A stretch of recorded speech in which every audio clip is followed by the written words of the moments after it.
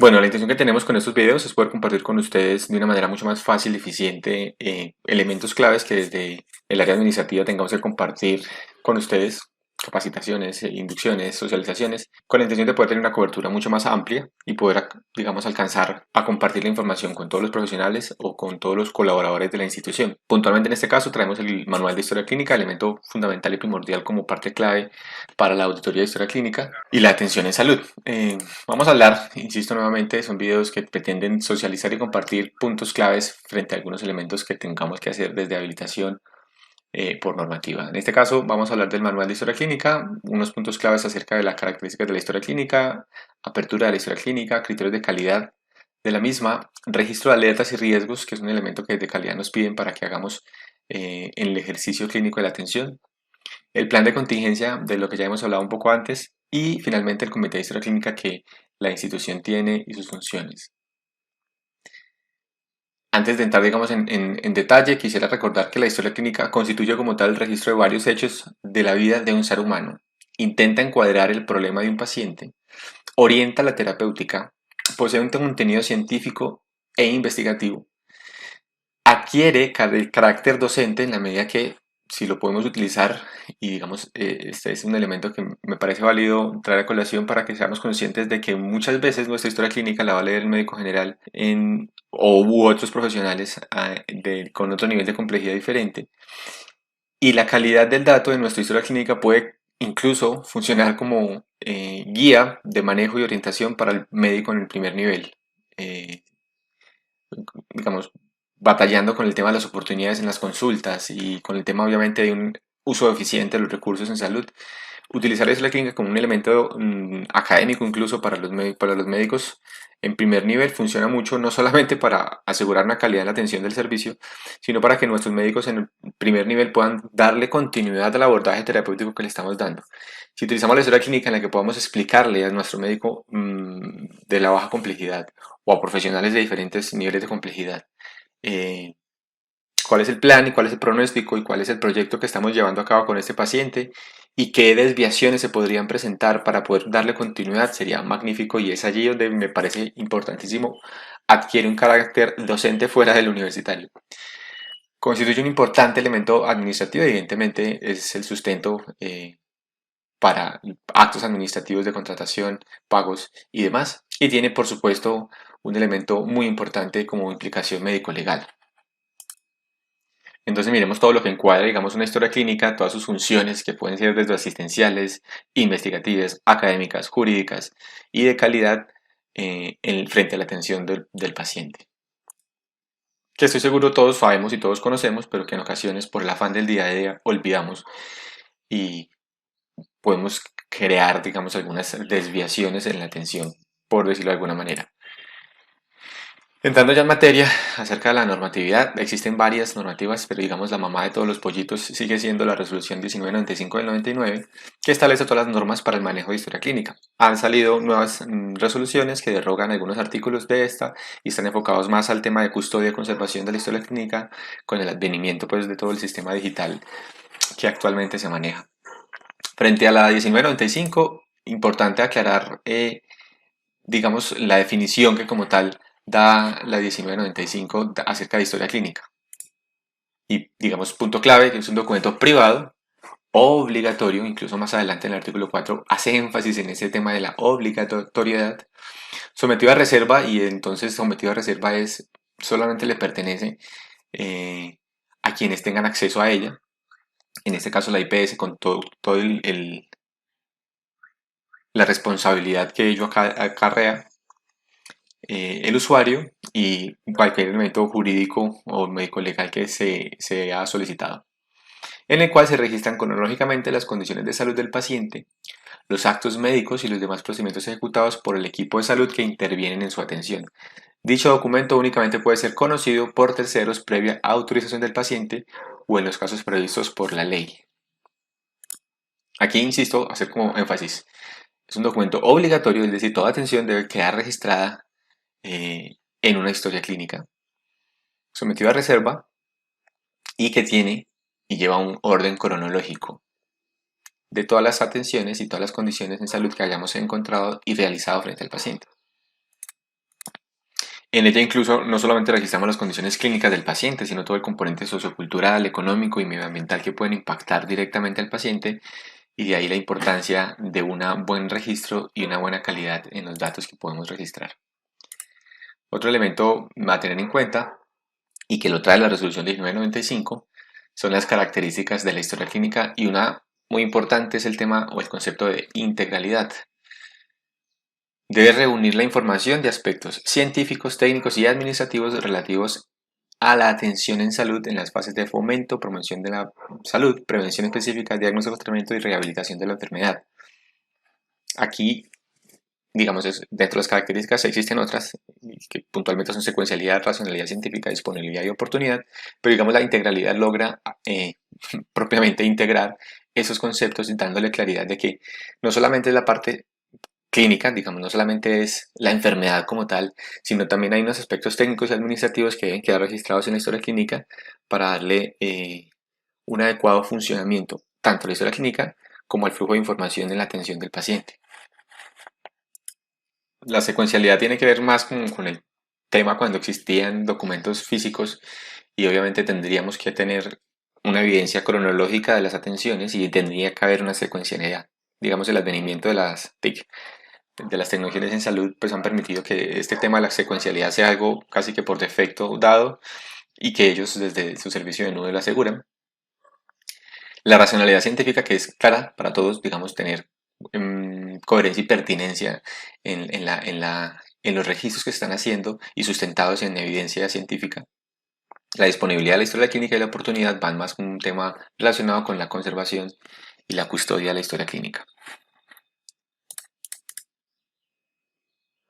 Como les decía anteriormente, uno de los elementos claves es la confidencialidad de la historia clínica, y aquí tiene que ver el tema del secreto profesional. El tema es que no solamente profesionales acceden a la historia clínica, sino que personal administrativo también accede a información de la historia clínica, y es ahí donde, por supuesto, tenemos que acogernos al secreto profesional, entendiéndose como la prohibición moral de descubrir o revelar hechos ocultos, cuya naturaleza exige que no se divulgue información recibida por canales confidenciales como es la consulta médica. Tanto los profesionales que atienden al paciente en la consulta como el personal que tiene acceso a la historia clínica se compromete obviamente con la prudencia y responsabilidad de proteger la intimidad del paciente. Este es un concepto fundamentalmente grande de confidencialidad frente a temas tan delicados en salud que se pudiesen llegar a presentar.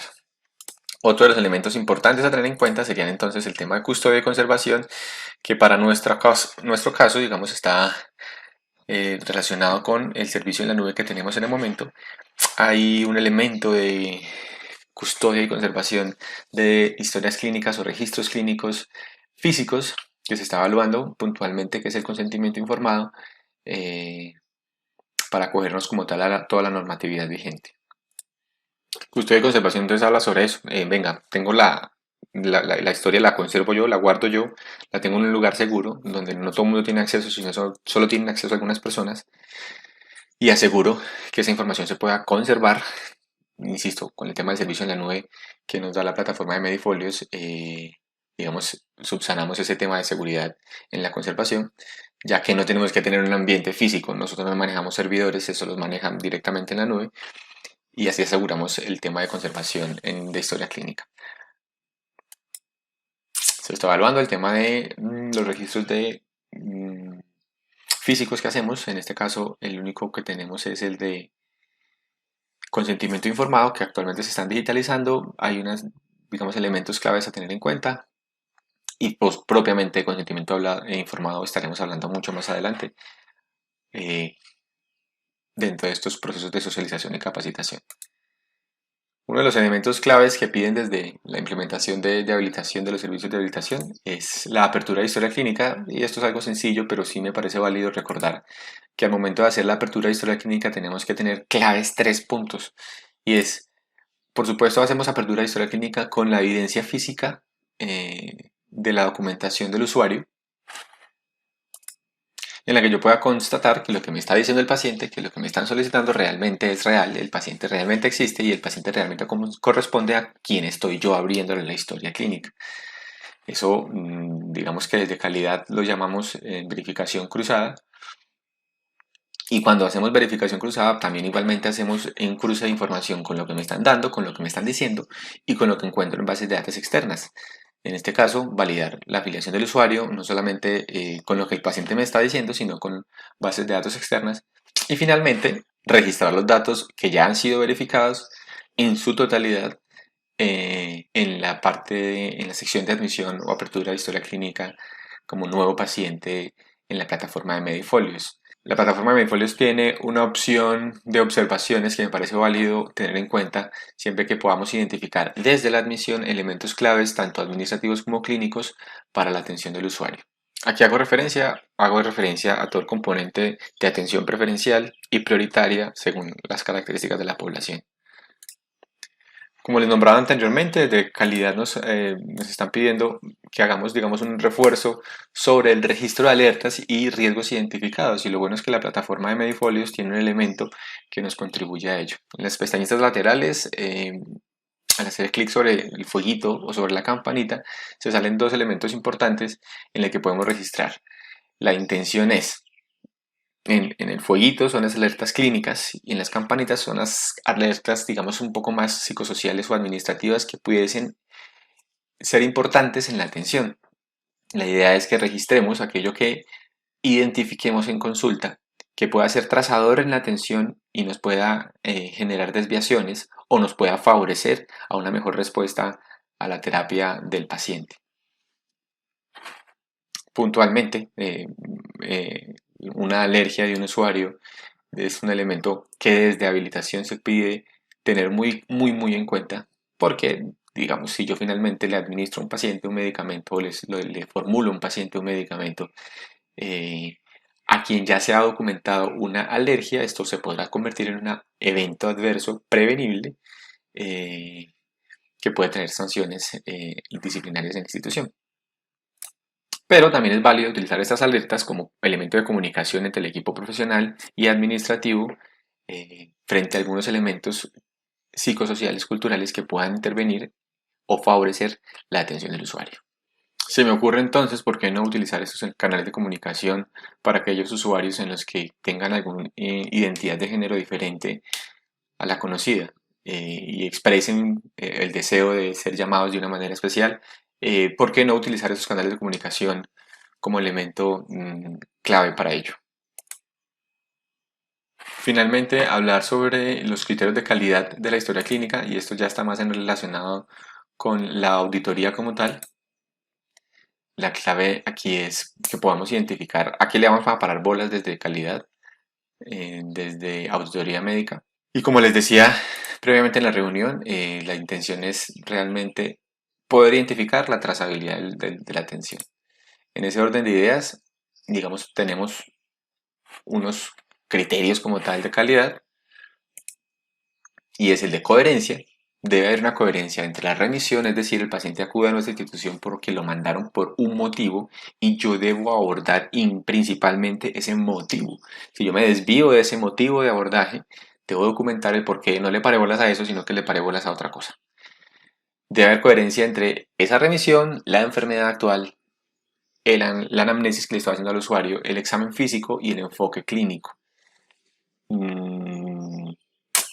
Es decir, debe haber coherencia desde que el paciente ingresa a la consulta, registro datos en historia clínica, hago el examen físico que sea pertinente, en este caso, para la atención de esa morbilidad que se está consultando. Y finalmente, el enfoque clínico y terapéutico que le voy a hacer al paciente, cuál es el abordaje que le voy a hacer. Otro elemento a tener en cuenta es la pertinencia, realmente qué tan pertinente es realizarle estas ayudas diagnósticas o terapéuticas con base en los diagnósticos CIE-10 registrados en historia clínica. Voy a decir cualquier cosa. Le voy a pedir un coprológico a un paciente que tiene diagnóstico de Alzheimer. Y uno diría, pues, ¿qué relación hay ahí? Puede que sí la haya, pero si no lo documentamos en historia clínica, pues por supuesto no tendría validez y no habría documentado la pertinencia y la coherencia frente a esa solicitud. Pero, ok, el paciente consultó y tenía melenas, estoy sospechando que pueda tener una sangre oculta en ese, perdón, le estaba solicitando y estoy pensando que pueda tener un SEA de colon y por ese motivo, dentro de la atención transversal en salud que podemos hacer, hacemos también tamizajes a enfermedades de interés en salud pública. Pero si yo no documento eso en la historia clínica, al momento de hacer la revisoría o la auditoría de historia clínica, se puede generar dudas y sospechas frente a la calidad del registro. Yo siempre digo que lo que uno debe hacer es que mi historia clínica no dé suspicacias, no dé suposiciones, sino que mi historia clínica quede tan clara que quien la lea entienda yo qué estoy pensando y yo para dónde voy. Otro elemento clave, súper clave, es el registro de análisis y plan de manejo. Es ese momento en el que yo finalmente, con base en el interrogatorio que hice, en los hallazgos clínicos, al examen físico que hice, en el análisis de los laboratorios que trajo, tomo una decisión y digo, ok, este paciente presenta estos síntomas, tiene estos exámenes, yo estoy pensando que tiene esto porque cumple estos criterios y finalmente voy a abordarlo de esta manera, porque así lo dice la guía de práctica o porque así lo dice la evidencia. Creo que es el elemento más clave, ese momento en el que yo me siento a digitar y escribir qué estoy pensando y para dónde voy. Y un componente muy, muy, muy importante, transversal en todas las atenciones, es el componente aquí está registrado como registro de recomendaciones, pero a mí siempre me gusta llamarlo como el componente de educación. Y es que yo deje registrado en historia clínica el componente de educación que le di a mi paciente. ¿Sí? Yo sé que muchas veces hablamos en el paciente con muchas cosas, pero no lo dejamos registrado. En la medida en la que podamos dejar registrado todo, la calidad de nuestra atención se va a ver reflejada también en la historia clínica. Y ahí vale decir, una buena historia clínica logra reflejar indirectamente una buena calidad de la atención. Entonces, el componente de educación, donde yo le doy signos de alarma, donde yo lo educo sobre la enfermedad, donde yo le doy recomendaciones para algunos abordajes frente de pronto a la terapéutica, efectos adversos, efectos no deseados, qué hacer si me presenta esto y lo otro. Si yo enseño y educo a mi paciente, la adherencia terapéutica de mi paciente a la terapia va a mejorar sustancialmente. Otro componente que quería compartirles es el de historia clínica de contingencia y como les había comentado en la reunión, ya existen, digamos, los formatos tal y como están diseñados en Medifolios, igualmente están diseñados en Word para que podamos hacer diligenciamiento de historia clínica en caso de que tengamos una caída de la red o la plataforma definitivamente no funcione, aunque tengamos acceso al computador, hacerlo directamente en Word, digitar en su totalidad la historia clínica y luego será subido a la red y a la plataforma por quien la gerencia designe.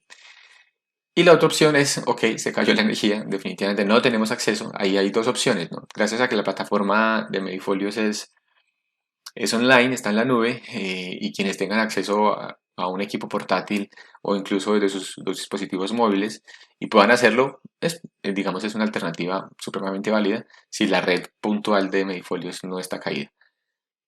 En caso contrario, existirán obviamente en cada uno de los consultorios una copia de cada uno de los formatos para el diligenciamiento de la historia clínica. Insisto nuevamente, una vez se hayan terminado, por quien designe la gerencia se hará eh, el escaneo y el cargue de información a la plataforma. Aquí me parece importante y chévere traerles esta reflexión. Se puede haber hecho todo a la perfección respecto al cuidado de la salud del paciente, de su acto médico o asistencial, y pudo haber cumplido con la finalidad que se proponía. Pero si omitió un registro o lo realizó de manera equivocada sin haber hecho la aclaración correspondiente, este último hecho por sí solo puede dar lugar a sanciones. Ok, sanciones, pero no solamente pensemos en tema de sanciones, eso suena como un punitivo. Pensemos en la no respuesta terapéutica final, ¿sí? En, en que si yo hice muy bien el ejercicio puntual en la consulta y no lo registré en la historia clínica, quien lo vaya a ver en un futuro y no logre identificar lo que yo pensé, analicé y tomé decisiones, pueda tomar decisiones diferentes y obviamente perturbar, digamos, de alguna manera, el buen desarrollo de la atención que ya estaba teniendo. Eh, digamos, ahí cae una responsabilidad no solo conmigo, sino con el resto de profesionales que lo van a ver más adelante para que puedan entender para dónde vamos y en qué camino va. Y finalmente, comentarles que obviamente la clínica integral neuromental tiene un comité de historia clínica en el que se abordan, digamos, todos los elementos de historia clínica relacionados con la atención. Se encarga de velar por el cumplimiento de las normas establecidas para el correcto diligenciamiento, adecuado manejo de la historia clínica, asegura el uso de técnicas eficientes para archivar, custodiar y conservar la historia clínica con el fin de que éste se encuentre fácilmente disponible, y presenta los resultados de auditoría realizadas a las historias clínicas. Aquí, digamos, y aquí nace la necesidad de tener la auditoría de historia clínica, que no busca ser punitiva, sino que busca todo lo contrario, dar un mejoramiento continuo a la atención, a la calidad de los registros, que se vuelve como en un círculo eficiente en la atención. Quienes hacen parte del comité de historia clínica: el gerente o su delegado en caso de que así lo requiera, el director científico, el director operativo, el auditor médico, el responsable del proceso de sistemas, pues nuestra historia clínica está basada en una plataforma en la nube, y la asesora de calidad como elemento clave y fundamental en la guía de la prestación de los servicios. Eso es todo por el momento. Puntualmente, este es el manual de historia clínica. Tiene, por supuesto, otros más elementos y, como les digo, la idea es que todos en sus computadores puedan tener acceso a esta información para que lo puedan consultar en caso de que así lo requieran. Estamos abiertos, obviamente, a cualquier solicitud, inquietud, dudas que podamos tener frente a la historia clínica, que será evaluada directamente en el comité para llevar a cabo algún plan de mejoramiento o algún cambio en ello. Anexo a este video estarán encontrando un link de una evaluación que pretende, insisto, darle como validez a la verificación de que se vio el video y así hicieron parte del proceso de socialización y capacitación. Espero todos accedan frente a él y hagan la validación de dicha información. Eso es todo, que tengan un feliz día.